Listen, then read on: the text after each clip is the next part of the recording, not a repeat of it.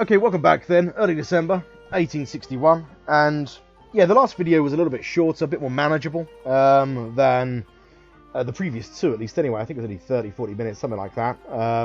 But I have returned to early December 1861. I had suggested at the end of that video our past turn would pick up in late December, and that's because I like to give with one hand and take with the other. No, it occurred to me when I kind of loaded into the game that there were a couple of additional things that I wanted to do, and it was worth depicting that and maybe explaining why. And also just as a bit of a recap, because it sometimes is the case that it's 3 or 4 days in between videos, and it might very well be the case our past turn, you look at the kind of disposition of forces and think, I can't remember what was going on. What was his plan? What's happening? Why has he got an army there? So, a bit of a refresher, really. Having kind of defeated the Austrians at Salonika and chased the Austrian forces back into Adrianople in a kind of tobacco belt campaign, we're now in a position where Austrian forces are falling back from Adrianople, presumably northward, towards secure lines of communication, supplies and replacements. And we are looking to conduct an offensive through Rumelia with Abdul Karim Nadir from what is this region called?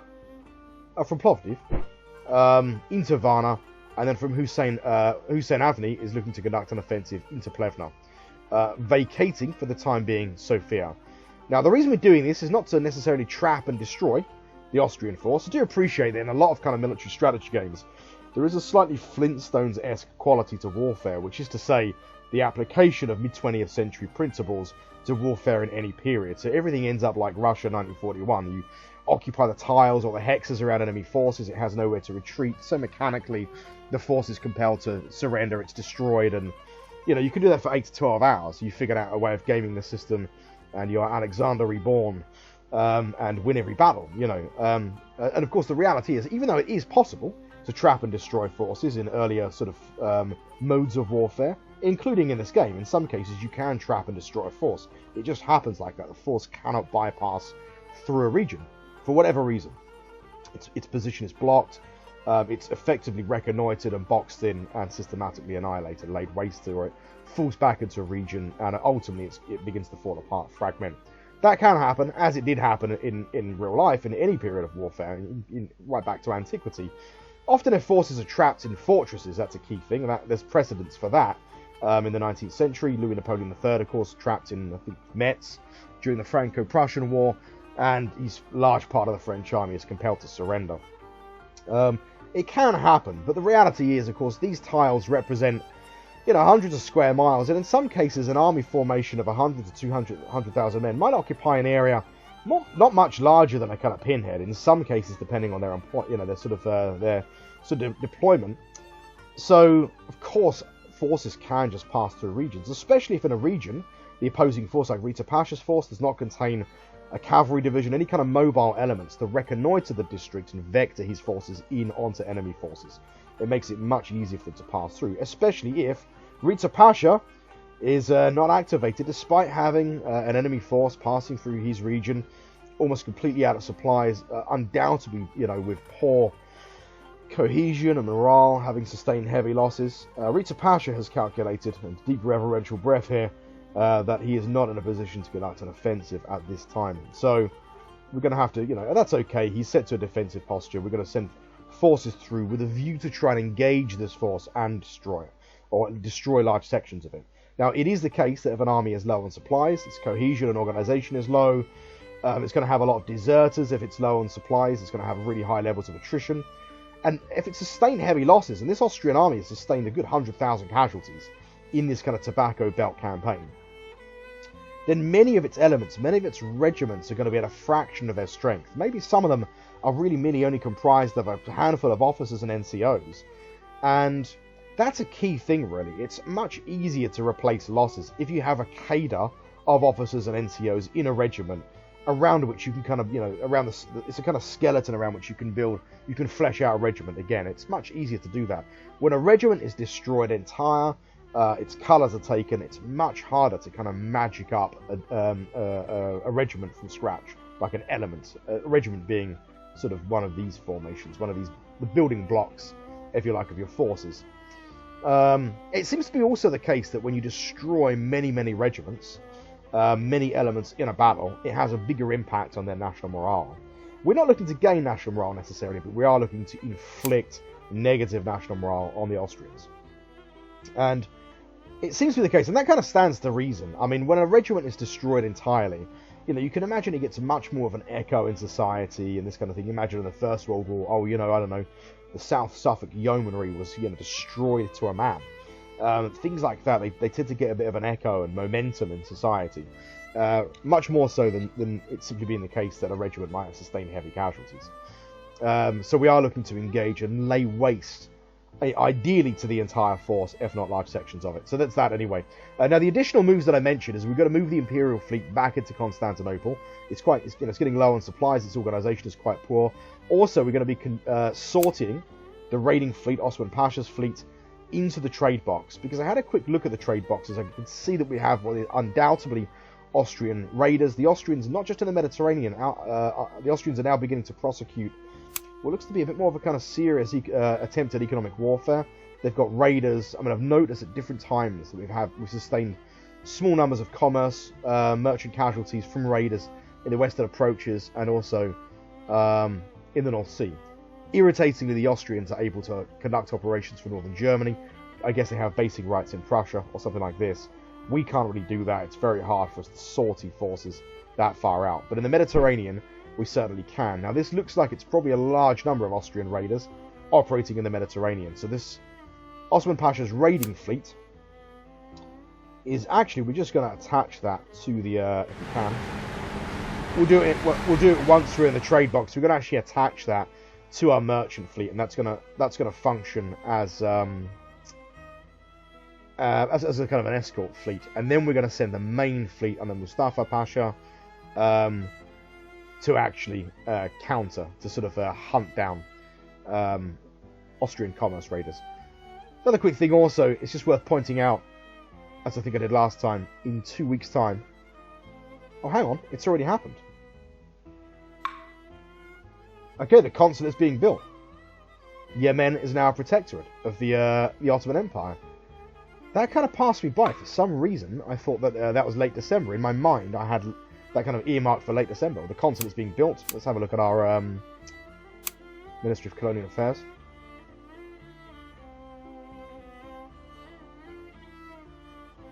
Yeah, it is officially a protectorate. That's exciting news. That's really, really good news. And what will gradually begin to happen, I guess, there's still a war with the Ottoman Empire. That may change, I think. That might change. We'll see what happens. But anyway, that's really, really good news. On the ground, it doesn't look like there's any real change yet, does it? It should result in a suppression of revolt risk, for sure. It might take a bit of time for that to kind of bite. But yeah, it will result in a suppression of revolt risk. And we'll see what happens to these Austrian, these Yemeni kind of formations. At the very least, it will now become much harder for them to replace losses, because of course they recruit from the local population. So as we begin to inflict casualties on Yemeni forces, they can't replace those so readily. So we'll see what happens long term. The other thing I wanted to do also is we have some colonial penetration in Zanzibar. We have merchants and a mission being set up. We want to try and now see if we're in a position to set up a trade post, which we are in a position to do. Zanzibar is like a one-tile colonial region, and it'd be a nice base for us, opium production there. So once we have a kind of trade post there, we can trade with the locals, and long-term, that'd be a nice prospect for a kind of naval base in the Indian Ocean. Quite fancy that, along with the Horn of Africa. The Horn of Africa is a long-term project. The Italians have an interest in that region also. Our main focus, of course, is the Arabian Peninsula, first and foremost. There's not much we can do on that, though, really. In terms of colonial penetration, we just don't have enough yet to bring it over. We're almost in the Persian Gulf at the point where we can bring these regions over into kind of formal colonial status. Let's see what colonial cards we can play just now. Well, we got some merchants. Let's send some merchants to Kuwait, because we've got the private capital to spend. And yeah, let's do that. We already have trade posts in these regions, but merchants, whilst merchants are there, they generate a small amount of private capital. They pay for themselves long term. They increase the development of the region a little bit, but the key thing is they can raise the colonial penetration. Not always. We have consulates there, so these regions are protectorates, but we want more than that. We want this region in the bag. Also the Hejaz. Yeah, we're going to be looking at Hejaz for colonial status, I think, by 1870. Definitely that's doable. Right, that's it. So economic administration is set for the term. Exports and imports are kind of set. And yeah, I think that's it. So we are going to be looking at possible engagements in eastern Bulgaria. Our offensive is going to be focused on eastern Bulgaria, looking to engage this force. There are fairly fresh Austrian forces in Varna that Abdul Karim will be looking to engage. He'll be supported by Retake Pasha and Hussein Avni. So the hope is these Austrian forces probably fall back into fresh lines and possibly engaged in Varna. We'll see what happens. We're going to put you on pause and we will pick up in late December. Okay, we're past turn then. We're in late December, which is where the video had intended to begin. And let's have a look at the action then, the sort of results of the offensive into sort of northeastern corner of Bulgaria. So first of all then, there's an action at Remelia, this is the Austrian force that was retreating from Adrianople. It is engaged. And we inflict 30,000 casualties. It's a victory, of course. We destroy 3 regiments. It's good to see. We take 10,000 casualties. And we take 40,000 prisoners. Austrian force at this stage is comprised of a variety of different corps, all of which, are exhausted, are out of supplies. Their cohesion organisation is obviously very low. And we're doing well here. This is really interesting because Abdul Karim Nadir gets into Varna, but he doesn't immediately occupy the town. That suggests that some portion of the Austrian force may be inside Varna. So, yeah, it's going to be an interesting round, this one. There's an additional action then at Plevna, where Hussein Avni moves into Plevna. Mixed Austrian rear echelon forces here, obviously caught on flat-footed, and we destroy 2 siege gun battalions and a field artillery battalion, and we also capture supplies, which are inside the fortress, supply wagons, which is good to see.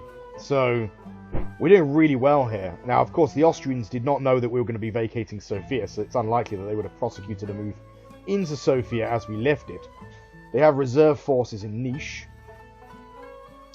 but they have not reinforced the position in Salonika, as far as we can see anyway. And Omar Pasha has spent a fortnight recovering cohesion, organisation. One of his cavalry divisions is still a little worse for wear, but he's got some replacements, and he's now in a position to prosecute an offensive into Salonika. So that's an option also. There's another action. The rebellion then in the kind of interior in Salonika has spread, has taken the colonial fortress of Benghazi. This now necessitates some action. This is getting a little bit out of control. Don't like this. We have, of course, got the Tripoli division, low on supplies. We're going to move 10 days into Benghazi and lift the siege there. The brigade that we had, sure we had a cavalry brigade, did we not? Yeah, we did. This force has now received replacements, and we're going to sortie this force. So it's 6 days to cert. And then how long into the interior? 18 days. We'll go with certs for now, just to kind of hold this area and provide some reconnaissance also. We're going to now look to kind of roll this rebellion up before it kind of ends up sort of spreading like some kind of wildfire. We are seeing Egyptian forces now beginning to concentrate in Suez, in Dumyat, in the kind of Delta region, and we've spotted also Egyptian forces in Alexandria.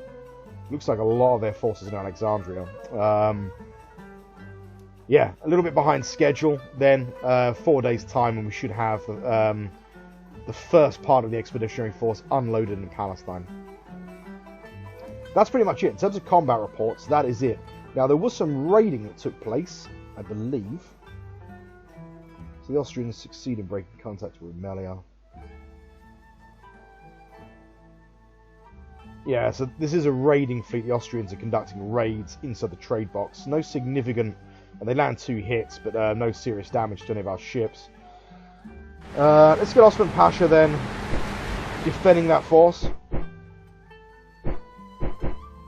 Yeah, sorry, it's a defensive posture. So when our raiders are engaged next time, yeah, they'll be in a position to sling some fire back. And in the meantime, we've got the main fleet in Constantinople. This will take a bit of time. Yeah, it's going to take a little bit of time. And we got another squadron of transports being built there as well. Okay, good stuff. So yeah, good round. Really, really good round militarily. I mean, we get one national morale point from the action of Rumelia. Nothing substantial, but the better scouting that we have now on the Austrian force from Abdulkarim's force, which contains cavalry, reveals a force in a much more grave situation than we initially calculated. This force is very under strength now. It's at a fraction of its strength, has no supplies, zero cohesion. And despite the fact that we have a substantial force inside Varna, we don't control the town, as I mentioned, which suggests that some portion of the Austrian force must be inside the town. I think now and also to the north, you know, the Austrians are looking thin.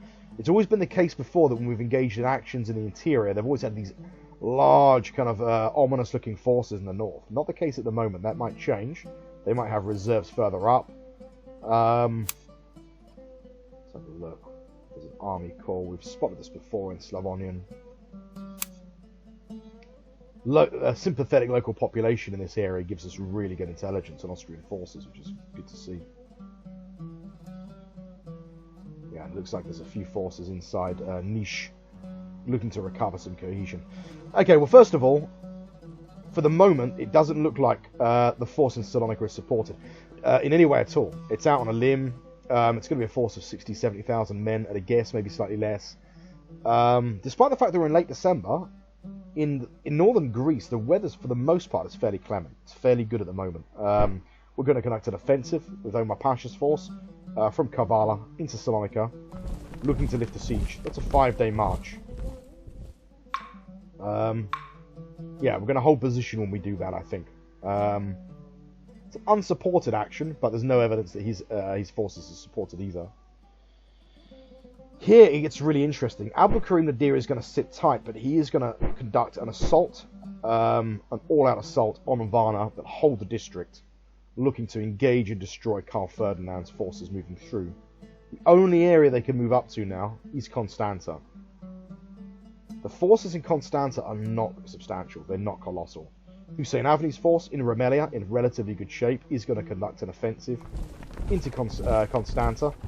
He's not going to look to assault the fortress yet, but we are going to look to be conducting a siege there. And the idea is, again, to try and trap as many Austrian forces as we can. Again, I use the word trap in a very kind of loose sense, but to the very least, engage this force as it's falling back, inflict stinging defeats. And it does look like it's in a very vulnerable situation here. We're going to get these supply wagons out of there, I think. Or do we leave them inside the fort? I don't know. There's railroad access to the fortress of Plevna. Let's move them back for the time being to Adrianople. 2 days. Right, that's pretty much it, I think. In terms of maneuvers for Bulgaria, it's good. It's looking good. What we are going to do is beef up Rita Pasha's force. Now, we've got Abdi Pasha inside the fortress at Adrianople. We're going to switch some forces out here, because it makes no sense to have lots of kind of forces that are combat-worthy doing absolutely nothing. So we're actually going to detach the cavalry division from Abdi Pasha, and we're going to send that to Rita Pasha's force for 3 days. Now, we've got one corps here. We have one army corps, which is in good shape. And it's actually, for the most part, comprised of regulars now. This was initially a conscript corps, but it's a venerable conscript corps that is, for the most part, trained up into kind of a regular formation now. I'm going to detach that force, because you remember that Rita Pasha's force, the 5th Army, is made entirely out of conscripts. What we're going to try and do is dilute that a little bit. You know, dilute that, spread that out across our army. We don't have one formation that's completely green, because it will kind of distort. It'll create distortions in the field, which we don't really want. I'm going to send that corps up also then. And that is targeting Rita Pasha's command.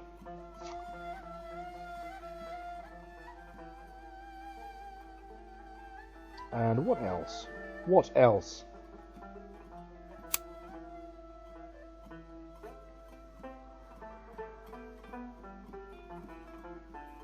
So we're going to attach those captured transports.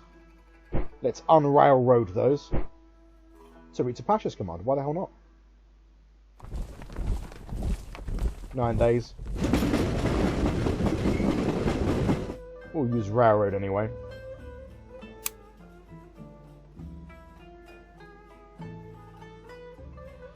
So Rita Pasha's Imperial Guard Corps seems to be okay. One of those corps is short a number of regiments that need to be reconstructed. Okay, let's detach some of the guns from Abdi Pasha. He's going to be there for a little while, I think, Abdi Pasha. We'll attach half of his guns.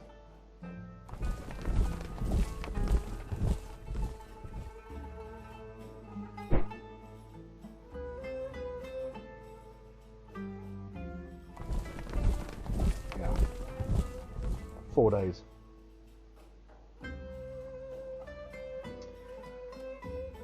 And then the cavalry division that's being constructed in Ankara, that will be sent to Abdi Pasha, basically. That's good, because Abdi Pasha's in a supporting role here in the centre, so it's worthwhile. We do need reconnaissance, we need a bit more firepower, we need to beef his force up a little bit. And there's no point having loads of kind of redundant military strength that's just sitting there purely because some of the formations in that command require replacements. That's it.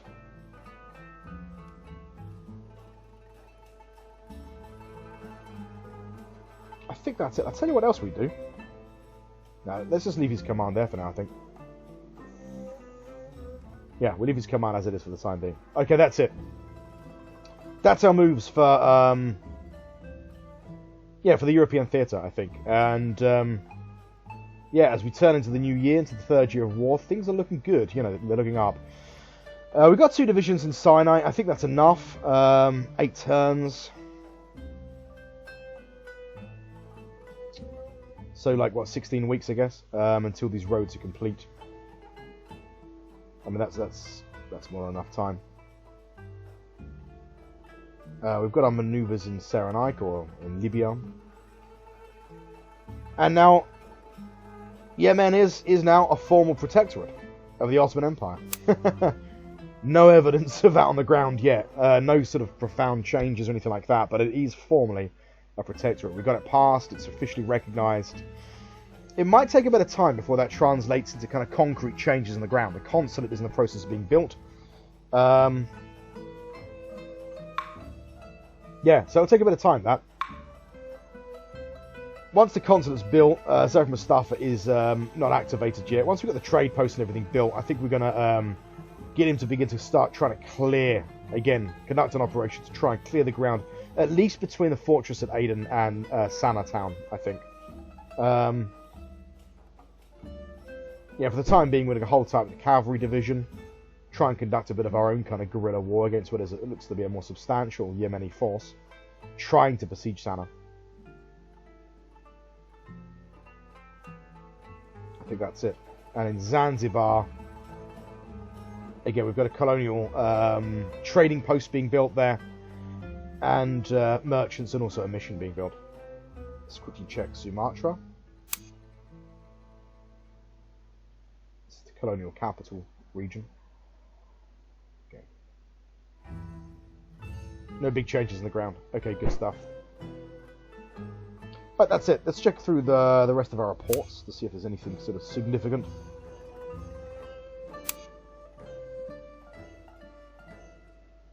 Yeah, we've lost quite a lot in Benghazi. We lost a colonial fortress. Probably a trade post. A few things we'll have to reconstruct.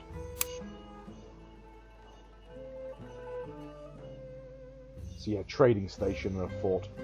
And a mission in Benghazi. Confederacy's having a bad first year.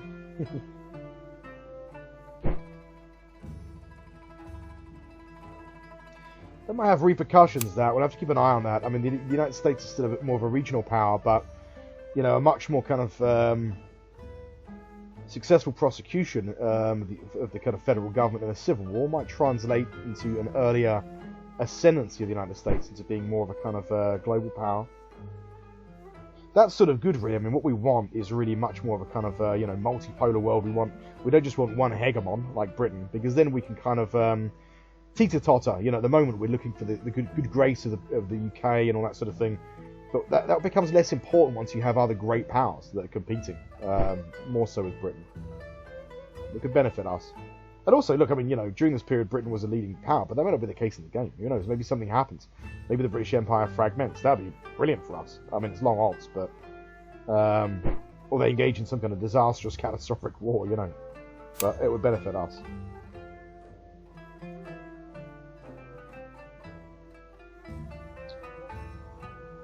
Okay. Right, let's check our economy for this round.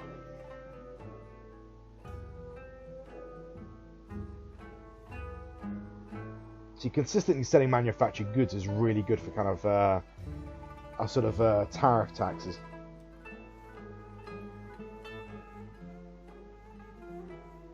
So 153 goods exported for 589 private revenue. I think that's a record. That is a domestic market sales record for us.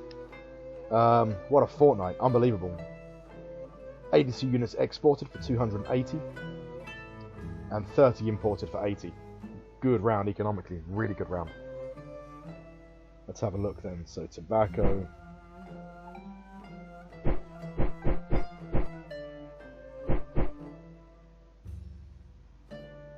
Manufactured goods is good. Someone raised a question about this in the comments. Yeah, there's a little bit of variation between the kind of readings you get, partly because they provide just different kind of indices.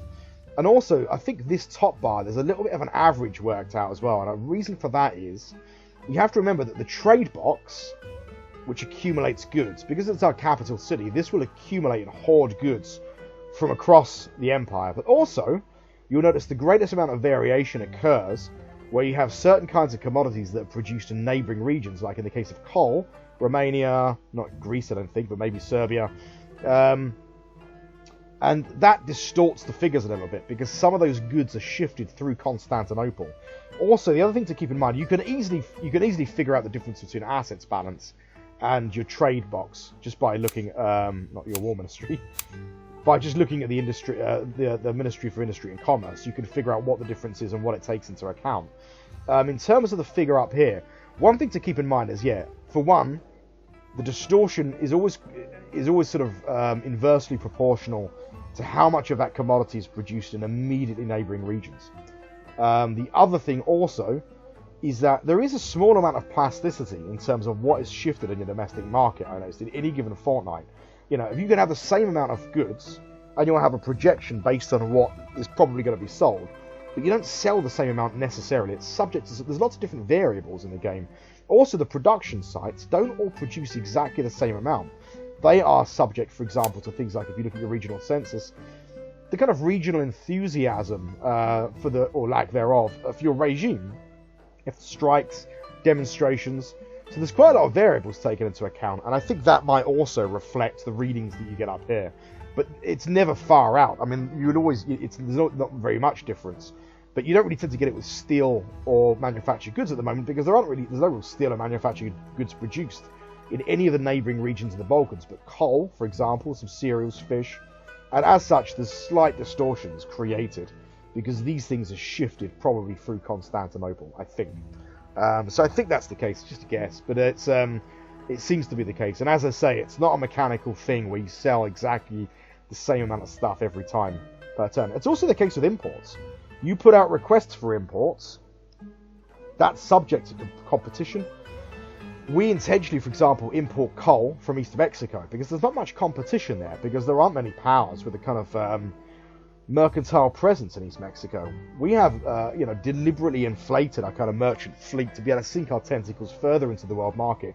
Gives us more options in terms of where we can import from. But sometimes, for whatever reason, if there's suddenly an increased demand in East Mexico, we don't necessarily import 10, maybe we import 8 units, something like that. So again, this might be a figure that takes into account relative amounts of competition. I don't think it's a bug, because if it was, it would apply to all of the indices which are depicted here. But that doesn't seem to be the case.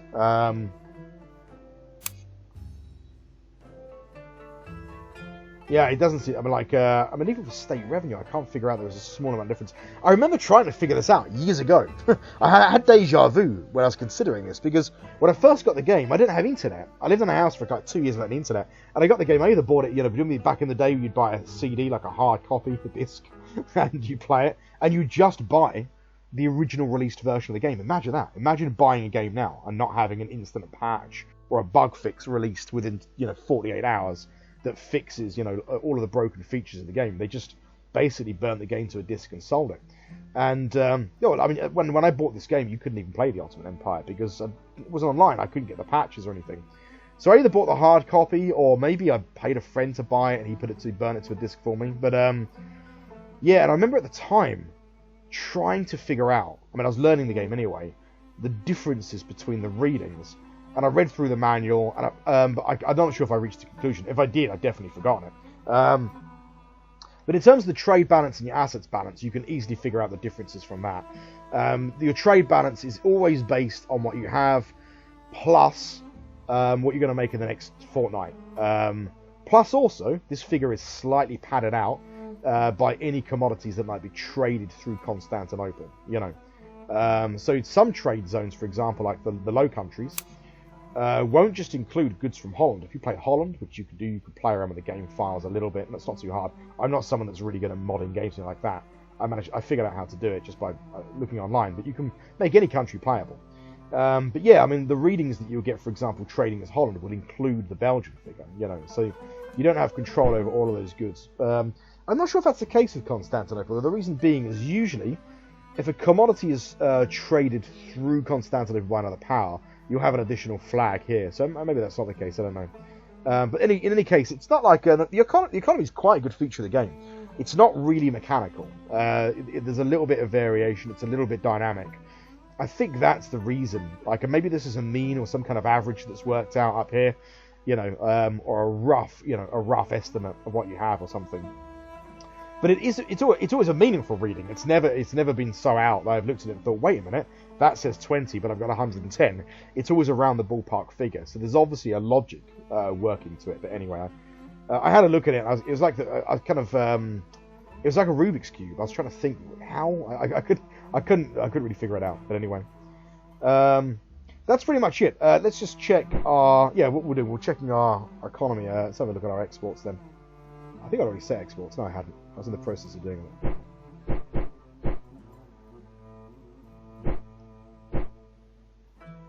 Some commodities as well become kind of pocketed. So, for example, if like an area like is being besieged, like Salonika, the goods might still be manufactured there, but they kind of accumulate in a pocket. And when a siege is lifted, you notice there's a sudden bounce in the number of commodities that you have. All of a sudden appear. The other thing also, and this might take into account either here or in one of these boxes, is that your commercial kind of interests generate a certain amount of commodities. This is partly through scripted events, where you get these little kind of scripted events saying, you're like, good news, your entrepreneurs have generated, you get that. But also through colonial holdings, and I mean even areas that are just merely influence, like Sumatra. Sumatra, through our trade posts, will generate for us a small amount of certain kinds of commodities. Timber, oil, dyes, this kind of thing. But it's variable. It's not concrete. It's not set. You can't rely on it. But if you have trade posts, a small amount is generated. And we'll have that throughout, in any area where we have, for example, a trading station, this sort of thing. So yeah, that also changes the figure. That means that in your trade box, you'll have the actual figure of what is really deposited in your economy, the real figure. If I sort of... So I have... let's have a look.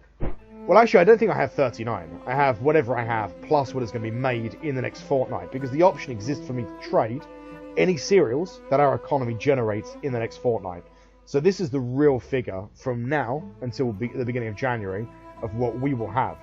And how much of it I can export. So this is what we have plus what is made.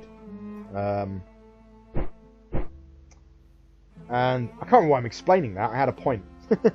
Oh, okay, yeah. So that real figure also includes any cereals that are brought into Constantinople from trading stations, from our various kind of commercial sort of interests, And again, some of the figures, will reflect domestic market sales that maybe don't happen for whatever reason. Maybe a region becomes occupied. Domestic market sales are affected slightly by warfare, by damage to regions, by looting and pillaging and things like this. And also, there's just a small amount of fluctuation, supplies, for example, unless they're moved on railroad, supplies are a commodity like any other. Supplies find it harder to transit through territory that has really bad weather. There's really heavy snow, really difficult weather. That probably is the case also for a lot of other commodities. For railroads, it's harder to push commodities out to various towns and cities. At a guess, because if they behave in the same way that supplies do, and supplies are treated just as a commodity, they're a commodity that translates to something on the map, which you can then use. It's presumably also the case that some kinds of goods, it's harder to push out because of extreme weather. So some areas become partially isolated. Maybe that results in a drop in consumption. Again, that's just a guess. I don't know if that's contained with a kind of game. I'm not one of these people that reads kind of game scripting. I'm not really into that. I'm not really I'm not really into people telling you about that either. Like there's a kind of bit of a culture. It's the sort of flavour of the month that people read a bit of game scripting. They're like, oh, the reason that happens is because if you read this in 1861, and you think, well, I'd rather the game was a bit more enchanted than that. I don't sort of watch the end of films before sort of watching a film. So, and a film, you're only wasting 2 hours of your life. Imagine spending a year or 2 or 3 years playing a game and someone explains to you some significant event that happens, 10 years from now. So, that's not to say that I could understand game scripting, but I don't really read game scripting or try to understand too much about how the game works, because I don't really want to juke the stats. I don't really want to kind of, don't play the game to win, I'd like to do well, but yeah. Anyway, tangential sort of rant over. Let's check our kind of assets balance. Looks good. The key thing I always look out for, that I remember, there was a really good, I can't find it now, but I remember when I got the game, I don't know if you remember, you had I think it was an internet cafe. I think there was still internet cafes then. I either went to an internet cafe or something like this. And no, actually, I used my friend's laptop. He had a kind of dongle, like a pay-as-you-go internet dongle. And I remember I actually used it to try and find out about how to run the economy. And there was a really, really good, I can't find it now, but there was a really, really good kind of basic thing. If they just need to play the game, you just need to know T and B. T and B on your keyboard, that provides you with all of the important information for your economy, and the tabs up here, But the key thing is always to make sure that none of these boxes are red, to always make sure that you're meeting demand. That's the main thing. And it's always a trade-off between keeping your economy reasonably lean, which is to say not having loads of stocks in your economy, because you want to shift goods, you want to export goods that are not being consumed, but also always ensuring that you have a reasonable enough stockpile of certain kind of strategic resources. For example, coal. If you don't produce enough coal to meet the demands of your economy, and all of a sudden, for whatever reason, some colossal event happens, a big international event happens, or something like this, or, for example, some technological leap that means that manufacturers consume much more coal in places like Britain, United States, Germany, places that have really big industrial economies, that suddenly really, really eats into kind of the global kind of coal stockpile, then you want to make sure that you have probably a month or a couple of months. You have a little bit of elbow room so that you can kind of make some kind of adjustments to your own economy to deal with the fact that there's a certain kind of shortage of goods. So it's a trade-off between having a lean economy and having a stockpile of strategic resources. One of the ways that you can manipulate, I don't really do this too much because, you can see, look at this tobacco in Salonika, really profitable. You can always check and see whether certain kind of commodities are profitable or not. Sometimes it is the case. Now, some of these are running out of loss because they're in the process of being built, or they're just running out of loss because they're not shifting very much. But sometimes it is beneficial for certain kinds of industries to run out of loss, as is the case in a real economy, actually. It's it may be beneficial to have certain kinds of manufactured goods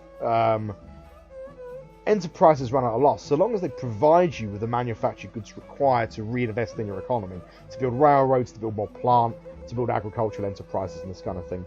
It's always worth having a look through here for certain things like armaments, unlike in real life, of course, where armaments are highly profitable. Maybe at this stage they weren't. Maybe at this early stage in the 1860s, armaments were principally focused around providing a state with a kind of domestic capacity. So they kind of tended to run out a bit of a loss. At least in game, that's how it's reflected. So anyway, you can always manipulate your economy by sort of closing down certain kinds of enterprises. You know, laying off the workforce, keeping it closed for a period of time, in order to sort of increase the margin in your economy. But most of the money you make is made through domestic market sales and exports anyway. Okay. Economy looks good.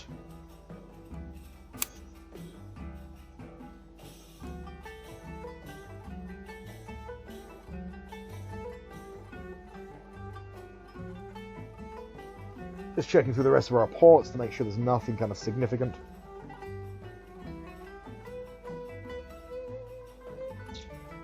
Yeah, that looks good.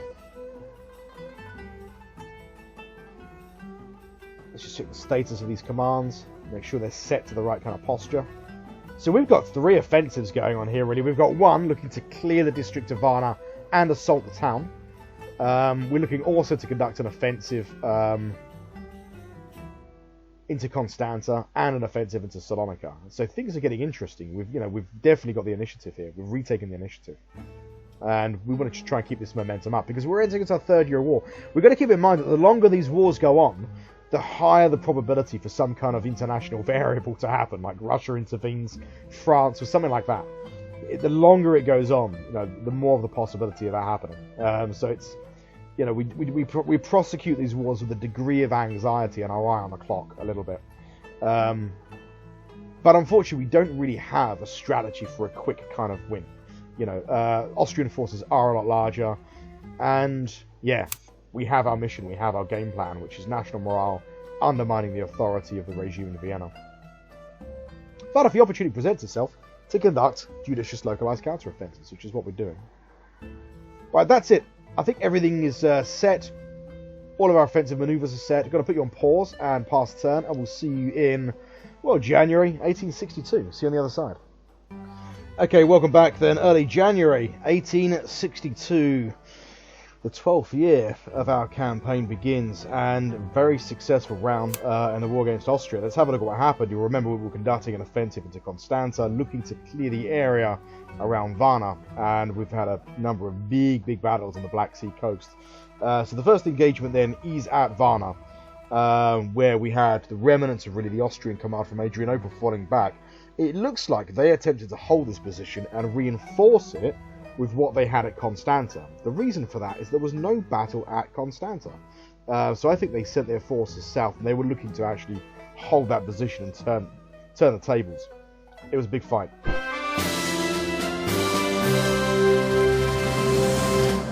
Battle of Varna. On the surface, it doesn't look dazzling. We lose 14,000 or 15,000 nearly. We only inflict 30,000 casualties, but we can see this is the point. So many of their regiments were at kind of, diminished strength. We lay waste to a huge part of their army. This is easily an army corps or more worth of regiments destroyed completely. Plus we take 17,000 prisoners, and it looks like also that forms the basis for some volunteers to again join our ranks in the form of like a volunteer corps, and they were always helpful to have. So really successful. We get 3 national morale points from that. What's more important is what the Austrians lose. They are now down to 94 national morale. We're at 114. That's exactly what we're looking for.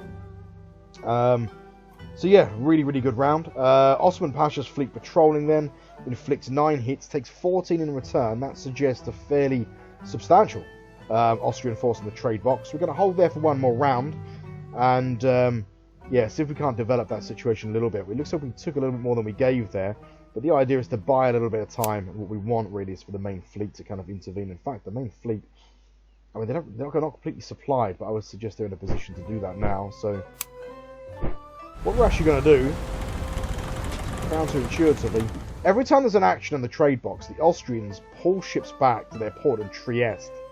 So to that end, not going to barrage the... Yeah, that's correct. Right, we're going to conduct a sortie 10 days and see if we can't catch them. We probably won't get there in time, but anyway, next turn after that, we'll then move down into the trade box. But that's 14 days anyway, So we're going to enter the Mediterranean trade box sort of thing. I mean, that's not really a territory region. It's really just like a mission. But anyway, we're going to head to the central Mediterranean to conduct counter maritime raiding. We're going to be looking to kind of nail their sort of raiders. So another action then takes place in, well, Salonika, the Battle of Salonika. Austrian forces smaller than I thought. They've only got 30,000 men there. This is a really nice battle. I mean, God, look at that, 4,000 casualties, 4,500 casualties. We inflict 22,000 casualties. We take 3,200 prisoners. It's, you know, really nice victory that for Omar Pasha against an Austrian force that looks like it's comprised of Croatians, a lot of artillery regiments. And yeah, I mean, that was a rout. It looks like actually. Let's have a look at the details here. Yeah, routed during the Battle of Salonika. So yeah, Austrian forces were completely routed by Omar Pasha. And he's still in pretty good shape, still activated. We're going to pursue the force north. 6-day march up into Macedonia. Weather's still relatively clear. It's early January, but it's not bad weather. We've got a reserve corps here, but we do have a large Austrian presence here. We'll leave that there for the time being. We will eventually conduct a push up to kind of retake Niš, but we want forces in Sofia to support then a move into Agosta. For the meantime, we're going to hold our posture as it is, I think. We're going to keep Rita Pasha in Rumelia and a defensive posture. Actually, can we move him 14 days? Now, we're going to keep him there for the time being. So he can support our position in Varna. We'll hold Abdul Karim Nadir also in Varna, although his force is not in the worst shape. Let's have a look. He's not activated, so he can't do anything anyway.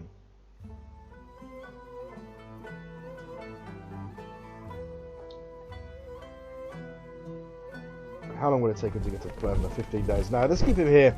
We want to get replacements up. Let's get these kind of volunteers down into Adrianople.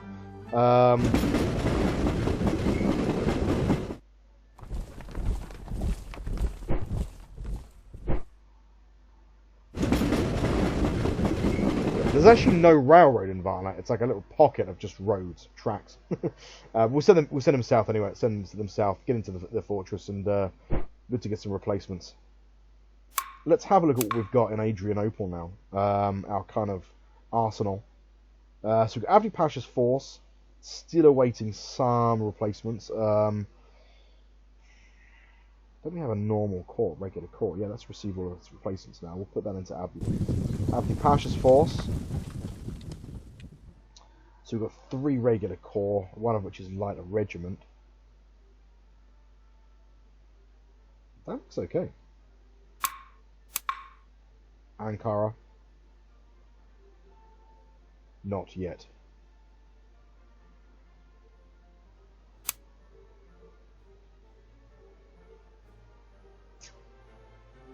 We've got a cavalry division. We could just use this cavalry division because it's going to be a while before the transport fleet gets back up to Constantinople anyway. We can use the Ankara once we construct an Ankara. So we want to get this cavalry division into Adrianople to join up with Abdi Pasha's force. That will mean that Abdi Pasha will be able to retake the field again, probably by the end of January, if not early Feb, which is good news. And yeah, that would change things a little bit. We can either get him into sort of Sofia, something like that. It looks like the main Austrian effort now is in Agosta. It feels like their forces are thinning out. Now, we can see that remnants of the Austrian force, not much of it, but remnants of the Austrian force managed to get back up to Wallachia, Bucharest. I don't think we're going to be in a position to pursue them. I mean, we could try and press across the river now, leave Constanta. There are no Austrian forces there beyond the garrison. 6 days. I think that's a little bit too risky. What have they got there? So they've got quite a lot inside the fortress that can be drawn upon. This is like their kind of strategic reserve that they've kind of accumulated. And you've got basically the force under Ferdinand von Austric, which is the force that initially laid siege back in like, what, October or something, to Salonika. Been chased all the way up here. And he's now left with like basically 3 army corps, or 4 understrength army corps. Happy with that, you know. As I say, it was really unlikely that we were going to trap and destroy. It's always a hope. There's always a hope of some kind of like, you know, kind of big Kiev pocket, you know, type thing, where you end up kind of destroying massive formations. But yeah, it's not a likelihood really. I think I'm happy with that. I don't think there's any more moves. I think we've come off the back of 2 significant victories. We're besieging Constanta. We might as well hold that position, frankly. Yeah, there's nothing inside the fortress. I think we just hold this position. We've got lines of communication secured now from Rumelia and Varna up to Constanta. We're in a position to retake that fortress. What we are going to do is to begin constructing fortress garrison forces to instantly move them up on railroads. But yeah, I think we're going to start doing that. The only offensive action we're going to take is we are going to pursue the retreating Austrians into Macedonia, and then hold a position in Macedonia for the time being. And Omar Pasha is going to be really our sole force, kind of out on a limb a little bit. But these forces don't look substantial. We've got good intelligence. Unless the Austrians try to make an attack against these positions, I think we'll be okay. There's a reasonable Austrian reserve still in Slavonian. That's it. Feels like they're thinner on the ground. It does feel like they're thinner, but it might just be that they're pulling a lot of forces back. You know, they might have a lot of kind of army corps that are short, like us you know, like us in kind of Adrianople. They might have some position, maybe it's Banat or Kronstadt or somewhere that we can't really get any intelligence, where they have lots of partially, you know, like just really damaged forces, partially kind of constructed forces or something.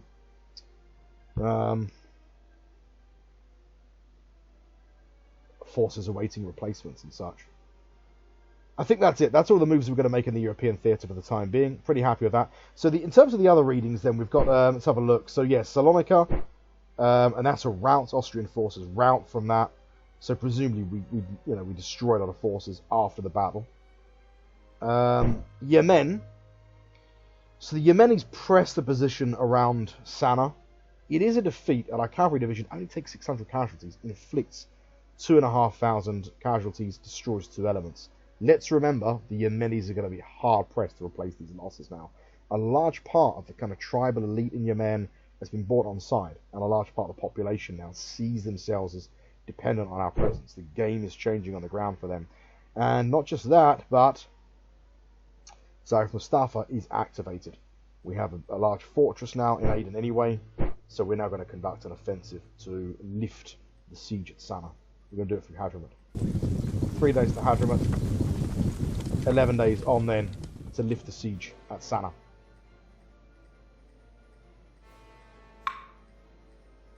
Yeah, we've got a large fortress there, so that should be good. Yeah, happy with that. Good round, really good round militarily. Let's scroll down and see what else has happened.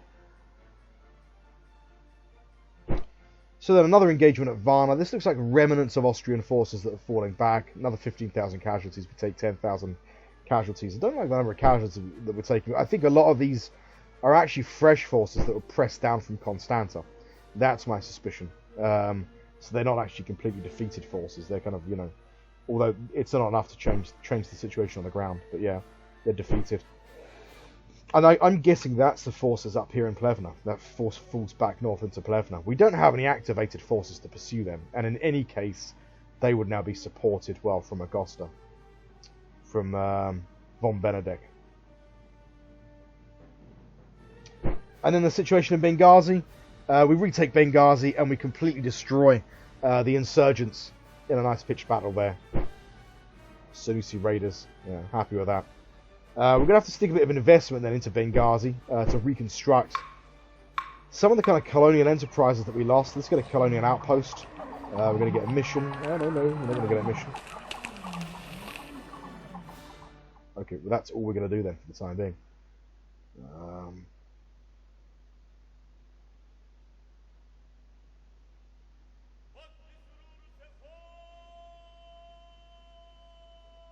A road network. Let's look at what we can build in Ajaz. Not much.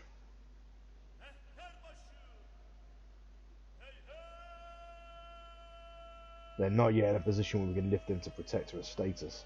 And we have diplomats, we have the money.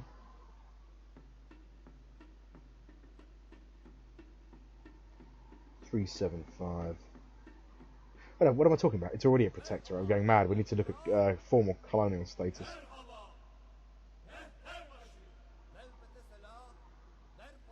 $35.58.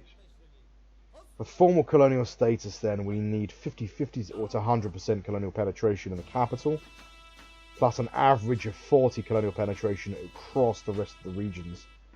And by the looks of it, they average out at around 30 to 35 at the moment. Not enough.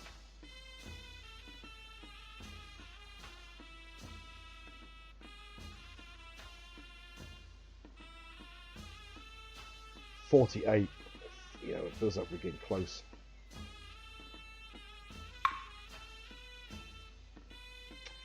Now we have got a kind of damaged fleet. We're hard pressed to get replacement losses. We need to build a port up, really, somewhere around here. Maybe Basra. So some of these ships are damaged. We're actually going to sortie this fleet anyway into the Red Sea. Sector conservative attack.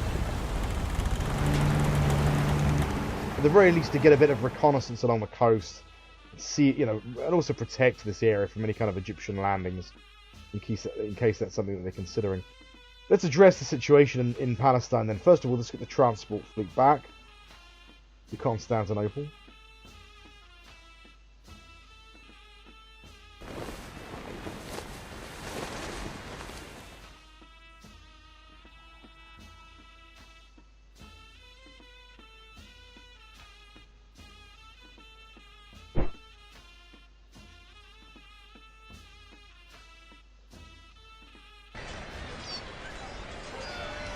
No, I don't want to do that.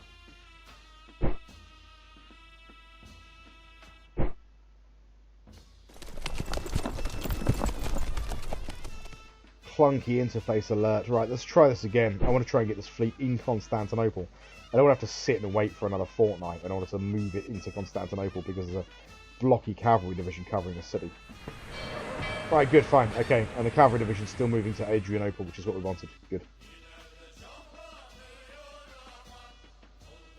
Right, let's have a look at the situation. We've got the Italians landed. We've got 2 divisions. One of them with a supply detachment. And we should have a commander.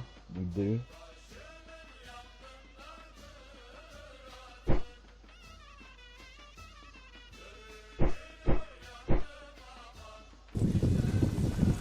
days. Let's force march him. And let's begin to set our position up. How many command points has he got? He's got 50. The Italians take up 25. These divisions are going to require command cost 6, so it's going to be 12. No command cost for the supplies. Yeah, we're going to be able to get a decent force built up here. Plus we've got these service asset units, plus a cavalry division. Command cost 5, 6, 7, 8, 7.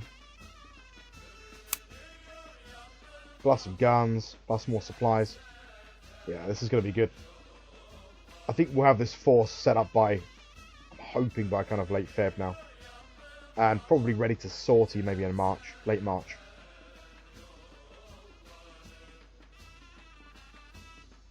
Yeah, they've got a lot of concentration in Suez. This is where they're building up most of their force. They can see the writings on the wall.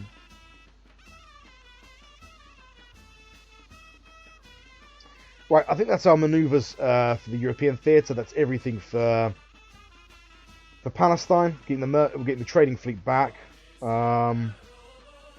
Benghazi resecured.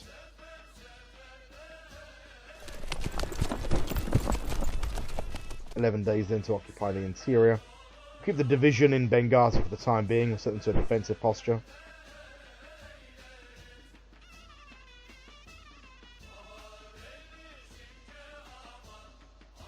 And then we've got the offensive plan for Sana'a.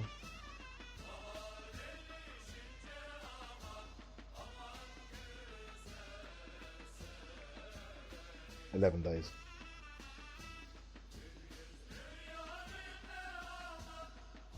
Good. Okay. Let's check the rest of the reports.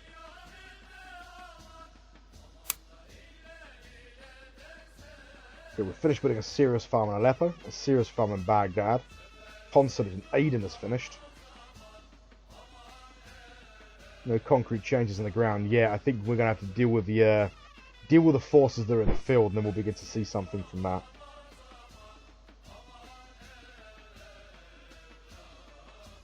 That's the military police, the provost. Cavalry division not quite there yet.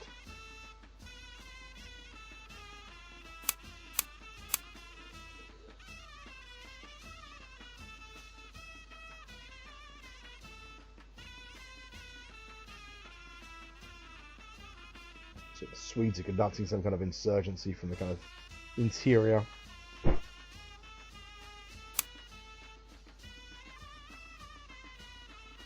And that's volunteers. Good, right, let's have a look at our round economically then. So manufactured goods, still got a good balance of that. Dyes, textiles. Nice. Just going to check on the construction of factories. So we've got a steel furnace being built in Ankara. And a metal gear factory, military factory being built in Sinop. Good stuff. Got a lot of capital.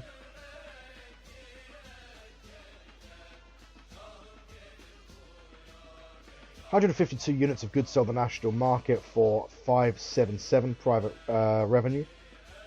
73 exported for 222. Imports 30 units for 60. Yeah, good round. Right, before we set our exports and everything, let's have a look at construction options. I think what we're going to start doing is we're going to start now. It's 1862. I want to try and connect up by 65. I want to try and connect up Constantinople to Damascus and also to Baghdad. That's 3 years. That's like a 3-year plan. It's pretty ambitious, but we're going to start now. We're going to make it a principal focus for industrial development. To push railroads now. So from Ankara we're going to go through Kayseri and then Adana because it's the shortest route. The most expensive part of this is going to be here, crossing the mountain ranges. It is also subject to weather, bear in mind. I don't say the weather's really bad, it costs a lot. Okay,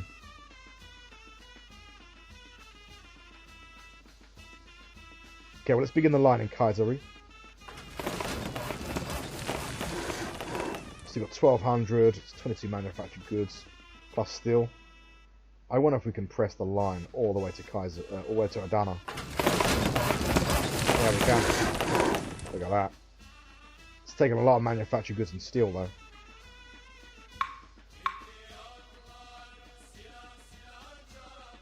Next section then will be through Latakia, Beirut, and then branch off to Damascus, then push through Samaria and Jerusalem. And the other line, I think we'll branch it off down from Erzurum. So from Erzurum we'll go through Bitlis to Hakkari possibly. Yeah, Hakkari, Mosul, or might make sense to go from Bitlis to kind of Diyarbakir. Do it this way. Through kind of eastern Syria, Mosul, Samarra, Baghdad.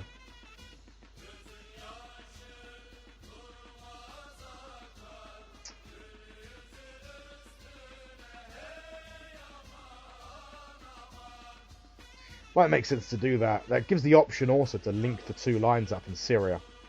Maybe at Aleppo. We could do a branch line out at Aleppo, and that connects the two lines. That means we can also move, you know, it basically connects these regions really directly to the capital. It also means that we can transfer forces, for example, from Baghdad. If we wanted to transfer military units from Baghdad to the kind of Levant, like you know, to, like, for example, Palestine, we wouldn't have to do it via Eastern Anatolia, which would be bonkers. You know, theoretically, you have to send these forces all the way to Ankara and then down. So it makes sense, actually, to branch down from Erzurum to Diyarbakir, and then from Diyarbakir, Eastern Syria, and then Mosul, then Samarra. We'll do it that way. And then we'll connect them up at Aleppo. what's in Aleppo. Economic considerations are reasonably important as well.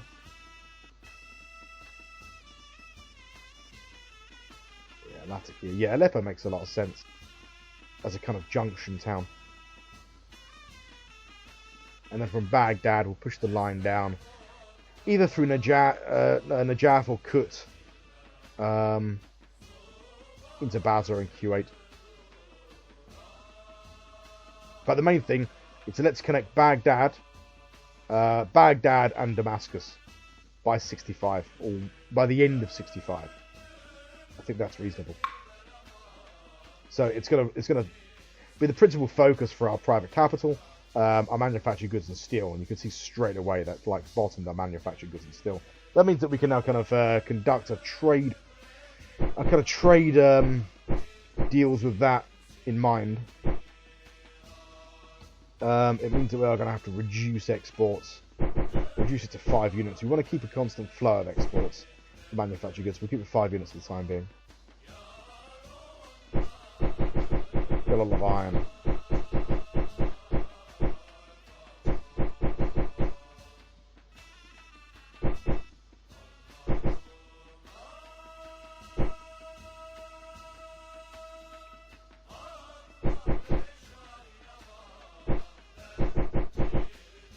The key thing with this line as well in Syria is we want to link up our dye quarries and increase the productivity.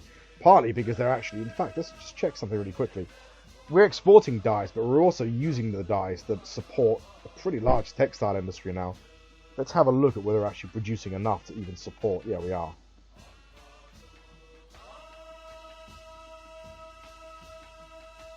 Yeah, so we've got a surplus of 5 per turn. As such, let's just keep exports at 5. That means we've always got a kind of buffer to fall back on. We'll keep exports at 5. Somewhere in the midst of all this, I do want to squeeze in another textile factory somewhere. Just because it's something it's consistently good exports. It's just easy money. Timber feels like it's declining. Yeah, it is. 55. And we're already importing 10 units. It's still not enough. How much timber does railroads take? No, it's just still I guess it falls within manufactured goods. Because it's kind of not raw lumber, is it?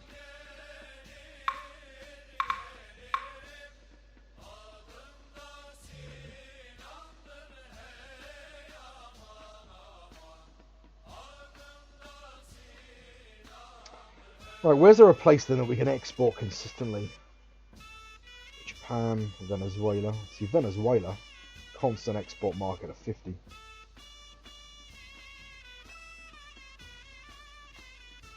Japan, 88 units.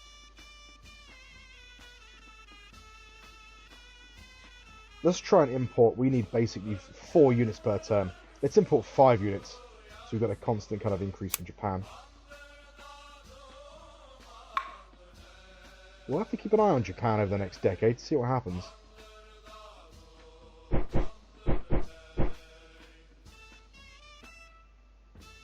Nothing on the railroads or anything yet, of course. But I think Japan, I'm trying to think when it was Oliver Hazard Perry rocks up into Tokyo, but I think Japan makes the breakthrough in the next decade. I guess it'll be reflected in game as some kind of scripted event. I'm not sure the exact date of the kind of Meiji restoration, but anyway. Right, good. So again, let's just check our exports, because I like to triple check everything. Coal's good, 87, 112. Probably the assets balance we'll have it is 320. 100. Yeah, so 112, 100, or 87. I guess subject to whatever kind of whatever variable is added to that.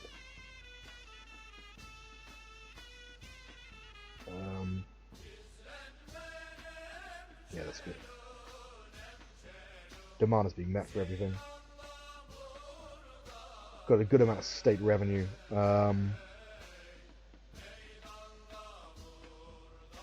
I'm tempted to just stop exports of manufactured goods for a while.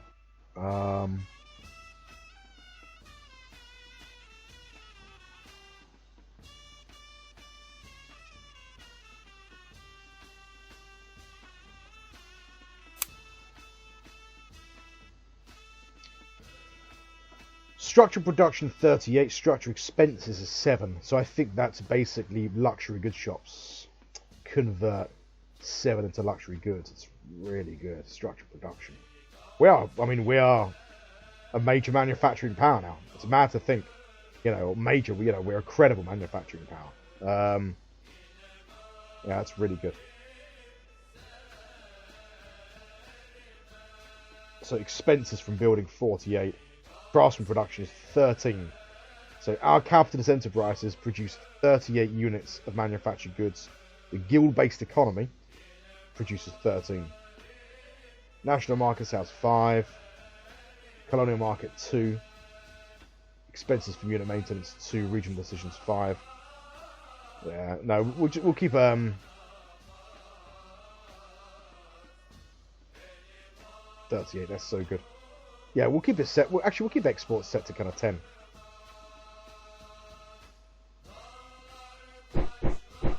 We don't want to kind of have like an economy with lots of sharp turns and changes.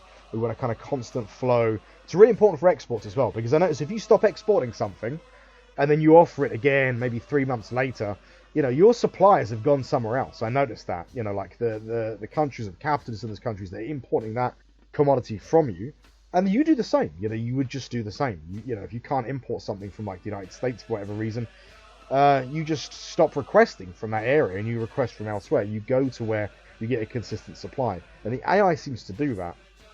So even though it's tempting to sort of just stop manufactured goods because we want to stockpile, we've got enough to meet demand because we produce ample in the next term. I mean, our domestic demand is 5 plus 2, 7 units per term. We've got 25, so it's fine. So we'll offer 10. Right, that's good. Economic policy set for early January. Let's just check in everything else. One important thing here is we're making good state revenue, and that is despite the fact that every fortnight we're ponying up 50 for research projects, or at least I thought we were. We're not. Yeah, we are. Yeah, muzzle-loaded rifles, and we're going to keep doing that now consistently. If we keep doing this, by 1865 we could be at muzzle-loaded rifles. When that happens, we're going to instantly shift that investment to the next step, which is going to be breech-loaded rifles.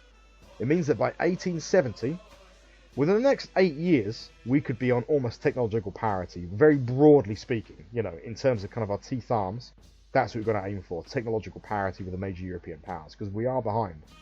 So anyway.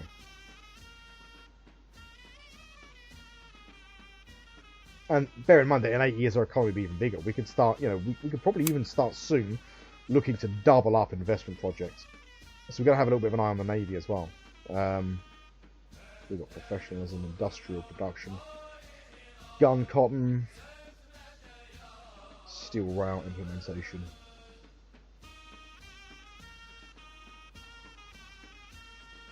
Propeller-driven ship.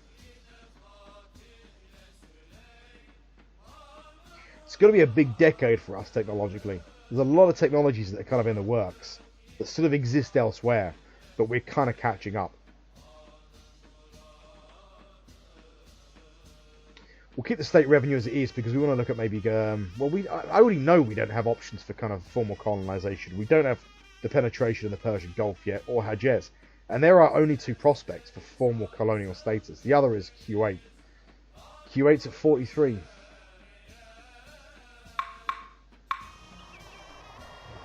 Well, I'll tell you what, we can't do military prosecution.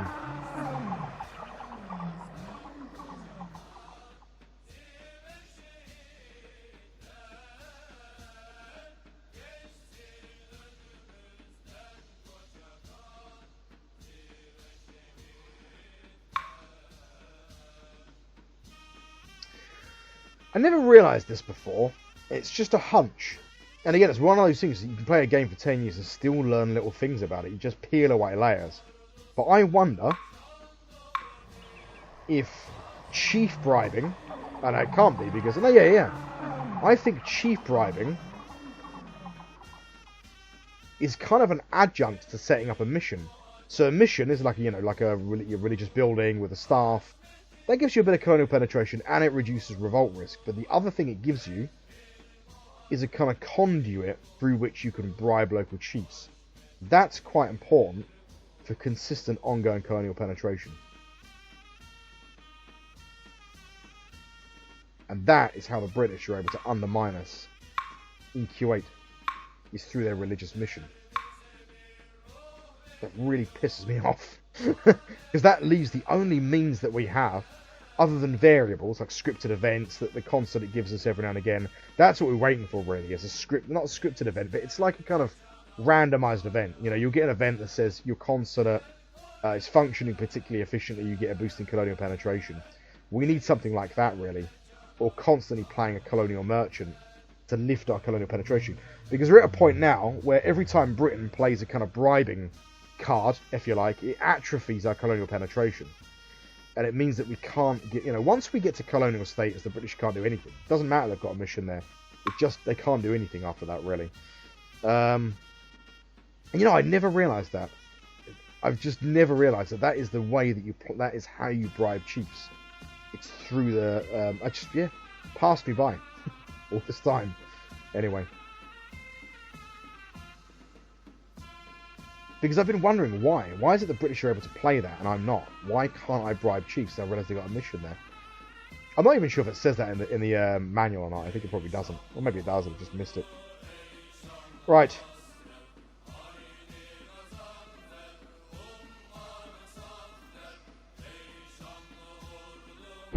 I think that's it. I think we're going to pass turn. Military move set. Assets balance looks good. Exports are set. Main fleet is sortying. And the only offensive is to pursue the Austrians into Skopje, or towards Skopje. Got to put you on pause, and we'll see you in late Jan.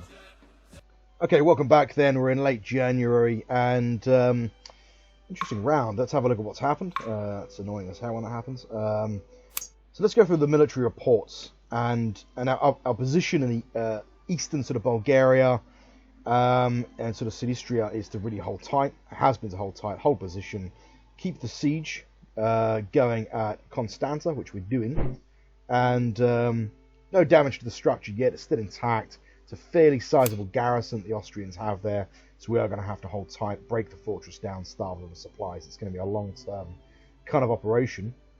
We can see now that the Austrians have got a lot of replacements for those damaged forces, and also they've brought other forces sort of into play in this region, so they have a fairly sizable reserve.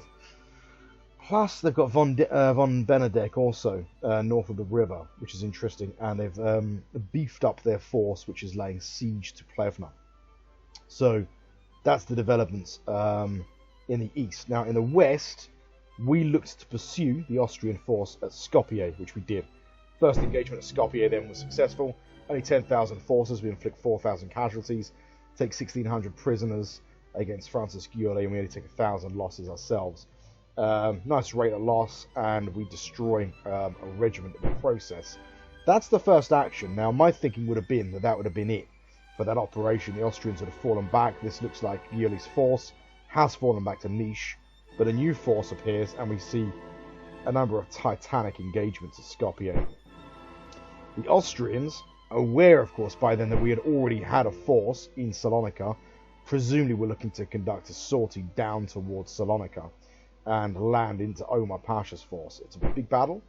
Nearly 200,000 men go up against a force half the size, but of course it is led by the singular character Omar Pasha, and he defeats a force twice his size, inflicts 25,000 casualties, takes 9,000 or just under 10,000 himself. It's a good rate of loss, and against Edward Kleingalas, he's a much better commander, and goes to show that again. I mean, he's kind of leadership skill, you know, I mean, it counts for like 100,000 men in the field. That's not the only battle that takes place there. Incidentally, we get a national morale point from that. The Austrians press home their numerical advantage, and they go again. It's another big engagement. This time again, we lose 8,000 men just over. Again, we inflict another 25,000 casualties. That's 50,000 casualties inflicted on an Austrian force that was just under 200,000 men when they arrived in Skopje. Austrians go to Skopje to die, and that's not it. But before that, there is an engagement. Well, let's just deal with Skopje. There is a third engagement at Skopje, which we get a national morale point for, and Another 25,000 men in the bag. This time we only lose just under 5,000. We take 1,800 prisoners and destroy 2 elements. So Omar Pasha is systematically destroying that force. He's cleaving into it. Just destroying it piece by piece. Sensational stuff. And if we're any other commander, it'd probably be a defeat. You know, it's not just not a defeat. We win 3 victories. We get 3 national morale points for each engagement. The Austrians are down to 92. That's exactly what we want. And that's sensational stuff. A development does happen. In the midst of that battle, we lose one of our core commanders. Trying to think where the report is. It's buried fairly deep. But I had looked through all the reports. Where is it? It's somewhere down here.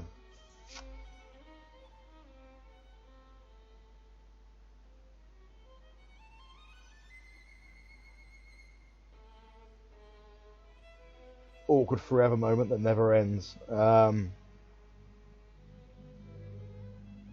Yeah. Mehmed Vasif Pasha is amongst the casualties in the battle of sort of Skopje.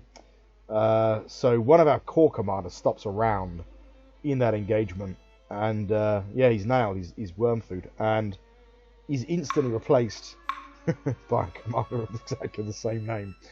Mehmed Vasif Pasha is spawned and joins our ranks. He's the son of the recently fallen, hence, you know, he has the same name, same title, everything.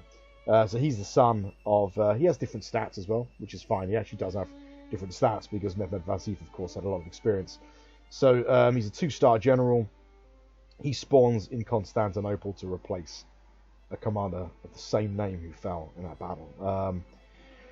Interesting that, I mean, we have almost force parity now, but we have taken some losses. I mean, you know, we take like 10,000 or 8,000. We take slightly less, but it's a, you know, it's more impactful. We have a smaller force. We can't absorb these casualties so well. But I would suggest that we're now in a position to conduct a counter-offensive. We'll do just that.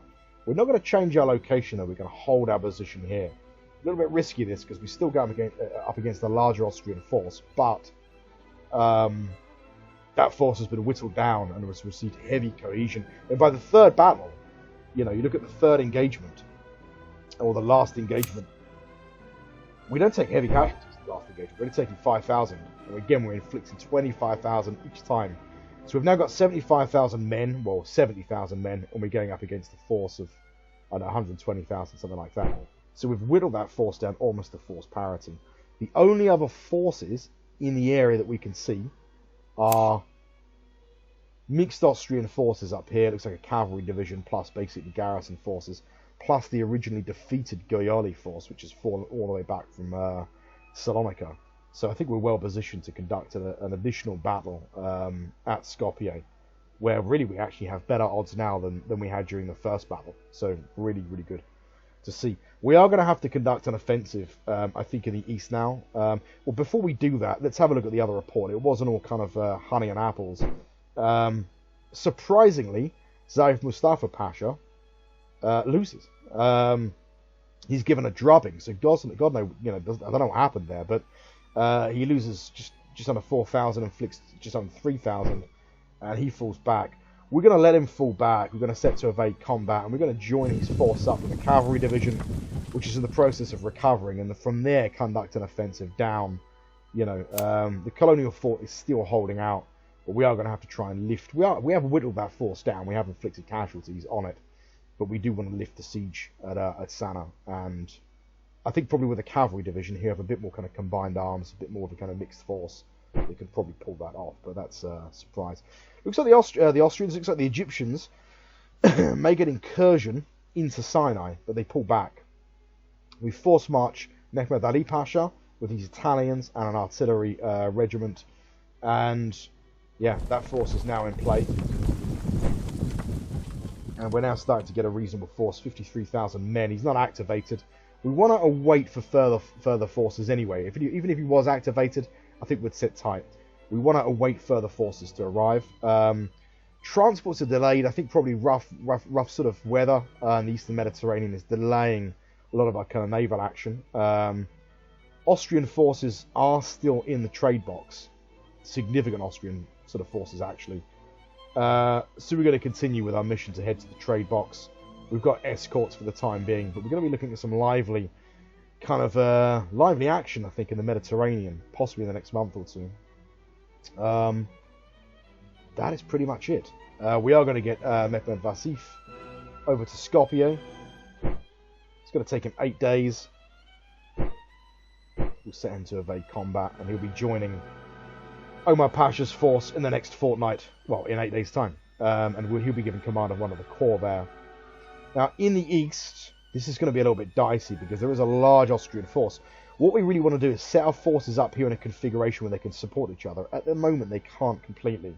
You know, in the middle, Abdul Karim Nadir can support either Hussein Avni or Riza Pasha in the south. I'm reticent to do this, but we are going to conduct an offensive with Riza Pasha's force, not Abdul Karim's. The reason being is that his force is still quite badly organised and it still requires replacements. So we're going to push Riza Pasha north. We're going to set to a sustained attack into Plevna. No, we're not, because it's a 14-day march. Why is that? Okay, possibly heavy weather is blocking roads or something like that. That changes things a little bit.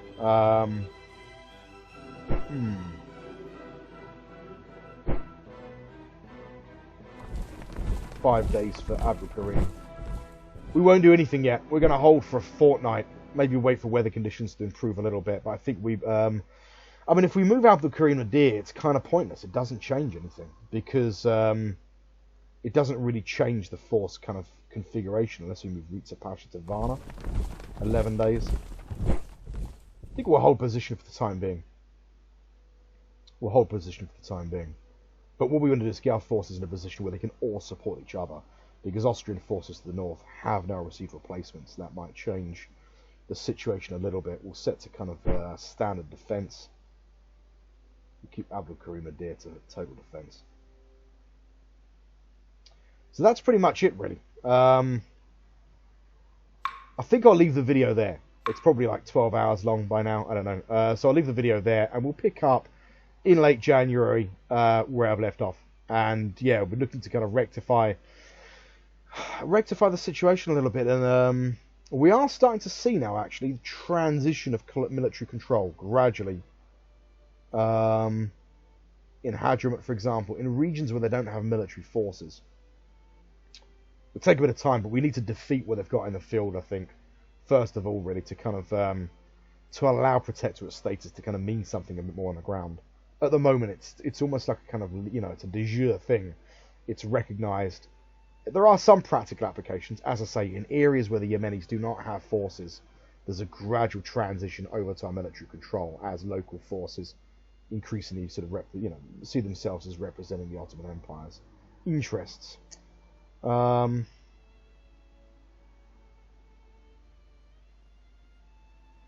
Yeah, that's it. That's worrying. The division in Benghazi does not have access to supplies. It might be due to trade interdiction in Central Med.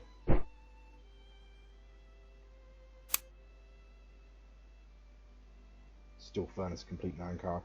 We'll leave it there. And we'll go through the kind of economic reports and administration for late January to early Feb next time round. So yeah, thanks for watching this video, and I'll see you in the next one.